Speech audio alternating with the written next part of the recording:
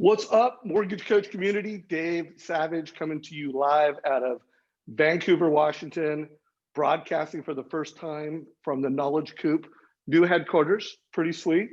Just had lunch with Ken Perry, and I have Ski, I've said your last name, Swiatkowski. Did I get it right? Swiatkowski, good job. I'm telling you, you're a great student. Let me tell you, yes, that was great. Well, I've known Ski for a long time, more years than I can remember. It's probably 10 years that we've known each other. Yep. Run into each other on the road at mortgage events, which guys we're not doing anymore. But I am looking forward to seeing you in person, brother. And this man has been a leader in the mortgage business for a long time, has seen a lot, has recently authored a book that I just think is a book that I'd like to unpack for the mortgage industry. I think the timing is perfect because we've had to make a lot of changes, and we still have a lot more changes to make. And the title of the book is Create the Change You Want to See. So Ski, let's just kick it off. Why don't you tell everybody a little bit about your backstory in the mortgage space, and then let's talk about your book and let's get some key takeaways out of it. Okay, sounds good. And Dave, I'm thrilled to be talking to you, man. I haven't seen you in so long. I got to tell you, I'm just so excited. But I want to tell everybody that this book has been in me for a long time, and I finally got it out. I co-authored with a guy named Jim Donovan, who has written several books, and he's a friend of mine. And this book, Create the Change You Want to See, is the title, first of all, comes from Gandhi's quote, "Be the change you want to see in the world." So we kind of took it from there, realizing that the change isn't out there. The change comes from you. Because so much of what's going on in the world right now, people are just taking these things in from left and right, and they're assuming that they've got to accept change the way it is, that they're not in control. But that's not true. The fact is, if we reframe the way we're thinking, we have a lot more control on what happens in our lives by creating the change and not just letting it happen to us. So that is essentially where this came from, as I started thinking about what in my own experience and how I dealt with things through life and the people that I dealt with, people like yourself. I've always been a student in trying to learn from other people, and I watched what they did and the challenges that they had, and how they achieved their successes by creating essentially what they wanted to see. That's what Mortgage Coach is about, for Pete's sakes. I mean, it's your dream come true. You made that happen. That's a creation of what went on up here first. And just to give you a little bit of insight about the book, there's three main points to it. I mean, there's some setup in understanding your success, what's success to you, and actually, setting up yourself for the ability to create the change. But there's three components. One are your beliefs. And so many people have limiting beliefs that prevent them from achieving the things that they want to achieve. So you got to have the right beliefs. The second are your decisions.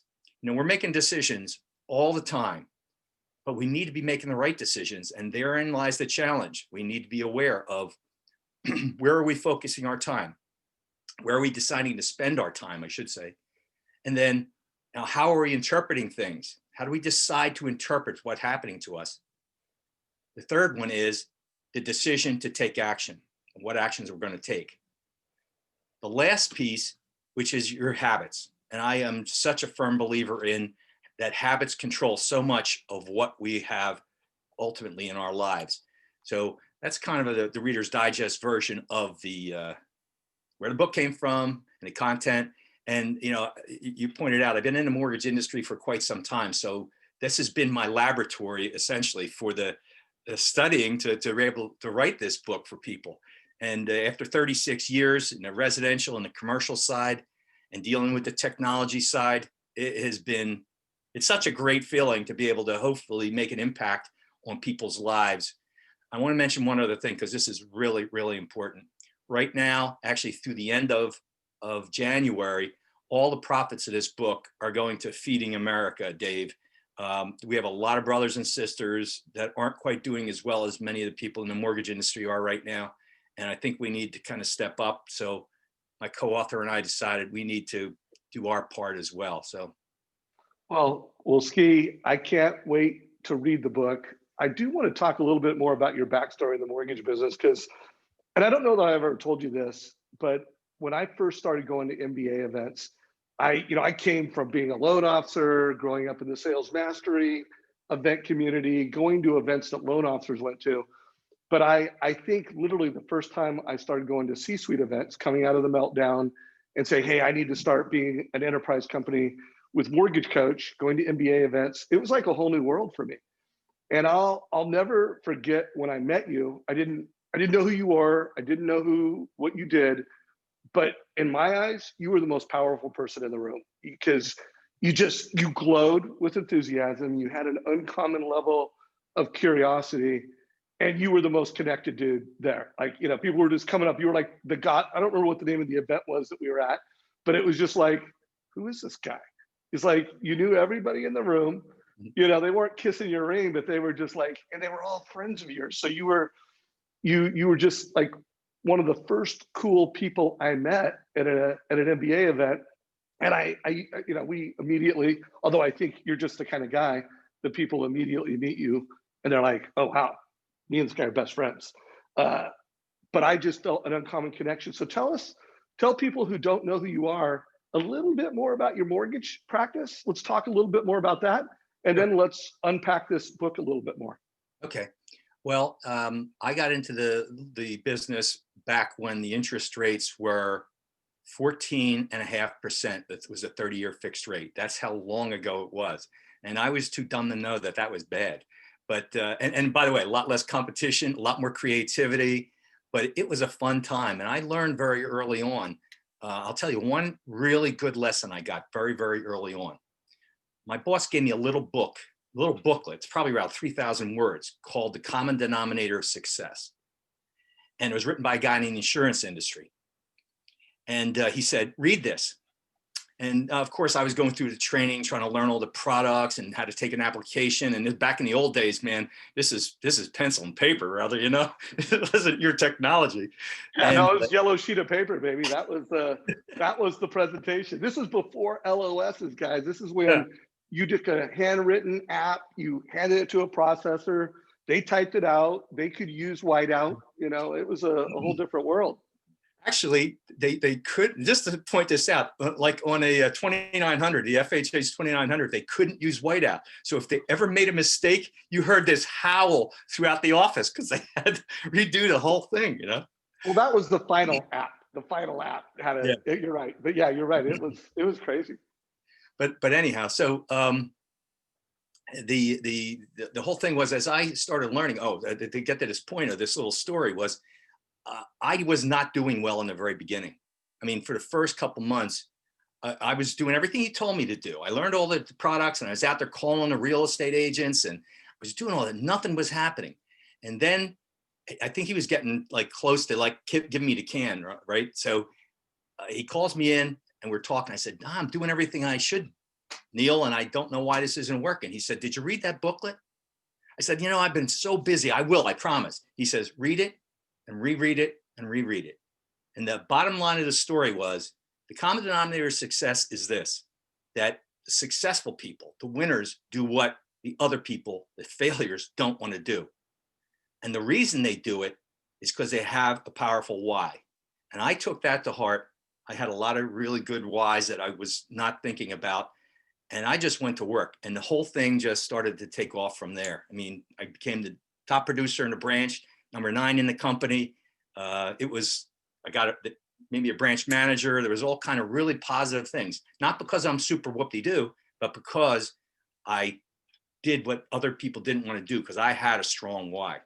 So I love that. I love that. So what is your why on this book? Like, what's the why you wrote the book?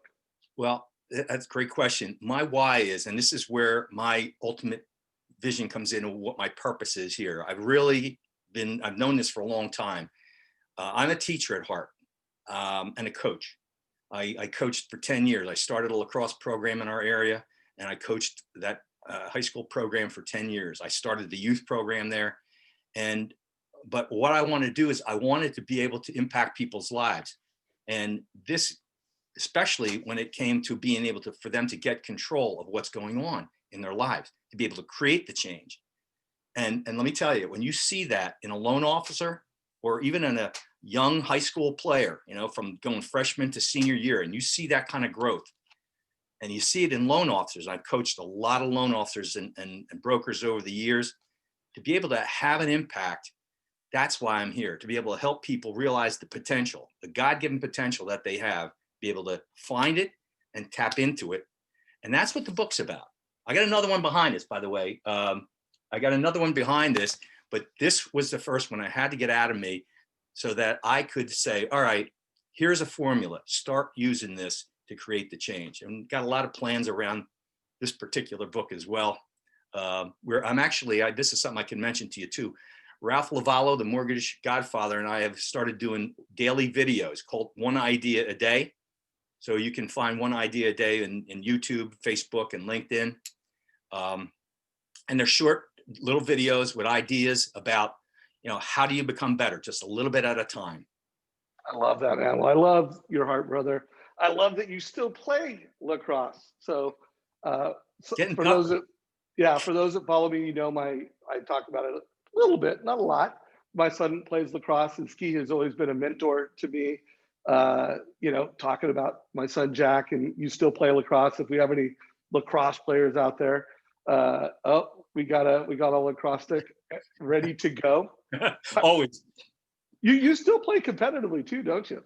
Yeah, I play. They keep coming up with these senior divisions. I mean, when I was playing at 50 and older, I thought, oh, I must be getting to the end. Then they came up with 55. Then they came up with 60s, and they came up with a 65. I said the next is I think the Walker division.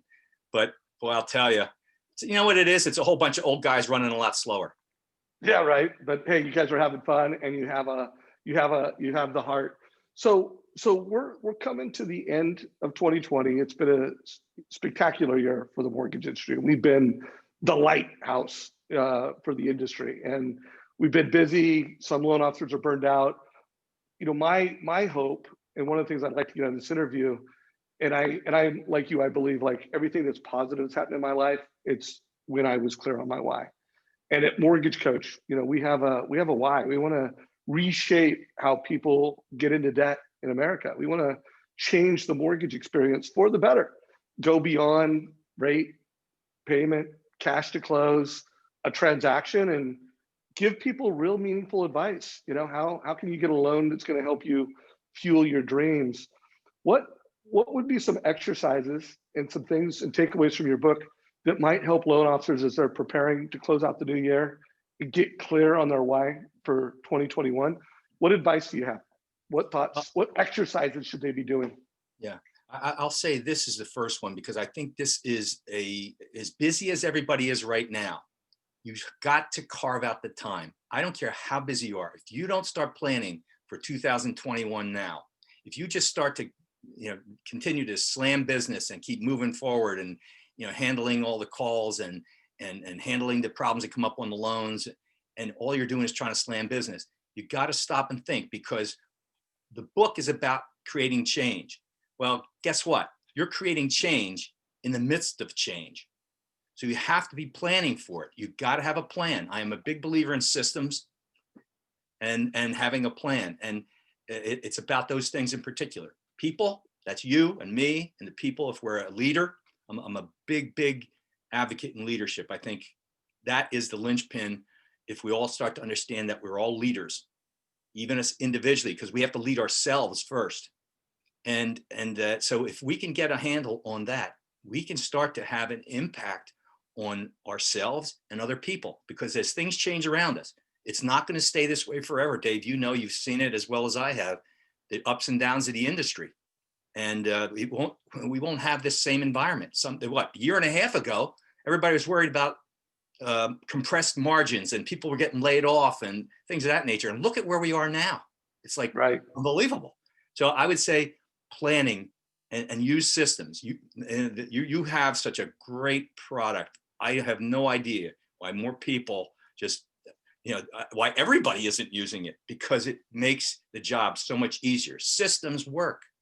And use systems like Mortgage Coach. And I'm not trying to do a plug. I just happen to believe in your product. All right. Well, thank you. Thank you. Great tool. But there are other things that you can do out there to create systems for yourself within your plan. Execute the plan, and then the why, as you said. stop and think about that why. What makes me want to get up in the morning and do what I need to do? Is it my family? I want to be able to provide well for my family, my college, the college education for my kids. Maybe it's my retirement. You know, there's a lot of people, Dave, right now that are struggling, that don't have, they're floating through life, Right. and they're not fortunate enough to be in the mortgage industry. And you know, that's how I hope we can reach as well. And I'll say this last thing: reach down and pull somebody else up along the way, because we're doing well right now. Let's take a little bit of time to, in our plan, think about how we reach back and pull people up. I love that. I love that. It's a good takeaway. I've been doing a number of interviews on business planning, and I don't think, well, I know everybody that I've interviewed would support that advice. I don't know if anyone else has said that. And I do know that when I interview the best of the best, not only are they very coachable and they either have a coach actively or have had lots of coaches that are part of their story, but they are coaches. They are accountability partners to others. And there's just so much we get ourselves by helping others. And it gets a reminder to everybody in the mortgage business, it is a time to give back, and make sure you put in your plan, what are you gonna do, not just to help yourself, not just to grow your skills, but what are you gonna do to help other people in your branch? Even if you're a new loan officer, there's someone else you can help.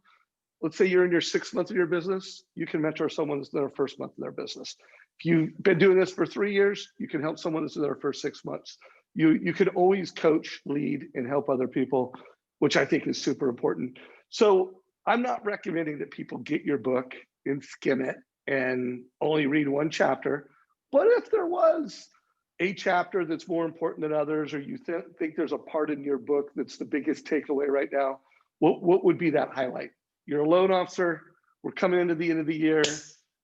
What is the most valuable part of the book for them to get into right now?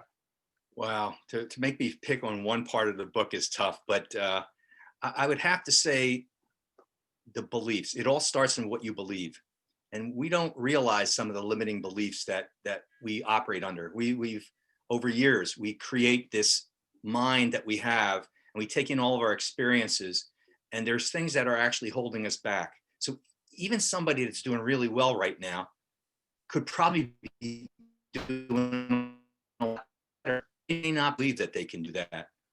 So again, I have a hard time because I also know how important habits are. And I was going to go there first, but it starts here with your what you're in your mind, beliefs that you can do this. You can create the change you want to see. Yeah, there's no doubt. And we all know that habits, we pick our habits and our habits pick our lives. And That's it. do you cover anything on the book about changing habits or developing habits? I haven't got a chance to read it yet, but is that covered? Yeah, we talk about that and where they come from, and how important they are to creating change, because we have habits whether we really realize it or not, and a lot of them aren't good habits. So it's also about changing habits, that you have, and you can't really change it. You have to displace it. You can't just say, well, I'm going to change this habit. You need to move another habit in its place. And just to give you an idea, I mean, when you think about Alcoholics Anonymous, their 12-step program, a lot of that is about creating the right habits and getting the right support. When you, and going to your point, having the right support around you is important. So having a coach, having people that support you, because that is one of the biggest things that alcoholics say, that they've been able to stay sober for so long, is because they have a community, or at least a person, a sponsor, who gives them that support and helps them believe that they can beat it. And that is huge. I love that. So for those of you that are listening to this and you want to grow your mortgage coach habit, since this is the mortgage coach community, you got to break your addiction to the fee worksheet, and you need to build your habit around making sure every family has a total cost analysis. How about giving us a couple playbooks? Because the two things I'm always trying to drive loan officers to do: use your CRM hourly. I believe that CRM is critical to scaling your success as a mortgage professional. I believe that, hey, we are now in this modern digital world where a digital mortgage is give a link to a family, they fill it out. But a full digital mortgage isn't until you've also given them a link with the advice. So there's a link for the app, there's a link for the advice, and it's this digital experience for folks that want to change that habit. But what would be some, just give us like a, I don't know, 3-point checklist, a 5-point checklist, pulling from concepts within your book to build that habit around CRM and mortgage coach. Okay. Well, habits have 3 parts to them. One, they have a cue. So something happens that triggers the habit. Then there's the routine. That is actually what you do. And the third piece is the reward. So if you want to change something, you've got to figure it out. If you want to be on the system on a regular basis, then you've got to figure out what's the cue, or create the cue that's going to make you do that routine, to be on the system, to be in Mortgage Coach and do this on a regular basis. So to have it scheduled, to have a trigger, maybe it's your phone where you have an alarm go off. So you have it scheduled and you do it. You have a little space when you say, there is no way, this is like an appointment, like a doctor's appointment. I'm going to go on Mortgage Coach and I'm going to do the stuff that I need to do for my customers in that time space. And then give yourself a reward. That's how habits are formed. Those 3 are the habit cycle. So that's how I would suggest people do it, and get somebody else to remind you and hold you accountable. That coach, I mean, that's what a lot of the people I deal with, it's about holding up the mirror for them as a coach and saying, hey, did you do what you said you're going to do? And that accountability piece is very, very important. I love it. Well, I'm only going to add one more thing to this, guys, but get clear on your why. If you don't already have a mortgage why that you're super clear on, document it. The more clear you are, the more personal it is, the more exciting it is to you, the better you'll be. When it comes to adopting a new piece of technology, whether that's Mortgage Coach or CRM, get clear on your Mortgage Coach why. Get clear on your CRM why. And then, guys, you got to do the repetitions. You got to do it. You got to have an accountability partner. And then the only thing I would add to that is share your success. And for all the managers listening to this, we haven't shared anything that you probably don't know, but it's a reminder. And those successes, and sharing those successes in a super simple and comprehensive way. A lot of people will share their success in our Facebook group. We've had a number of people, that are new to the business share, hey, I just shared my first TCA, or I just got this feedback from someone. So share that success. And for all you managers, share the success with other people. So let's go into wrap up mode. Oh, go ahead. Dave, the last thing I'll tell those managers, lift those people up. Lift those people up, man. That's what you want to be able to do. Make them feel good. Make them feel special.